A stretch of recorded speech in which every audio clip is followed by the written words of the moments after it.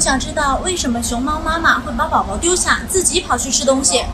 应该这样说，就是我们熊猫妈妈，她在孩子出生1个月之内，应该是对宝宝是照顾有加，她会把宝宝包在怀里面，尽量保持宝宝不受冷，然后保证宝宝正常的是健康的体温。但是在1个月之后，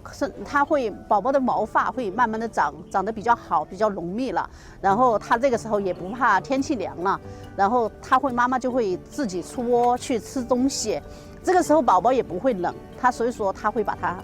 丢下来，然后我们的饲养员可能会根据情况把宝宝拿出来称体重啊，了解一下宝宝成长的情况。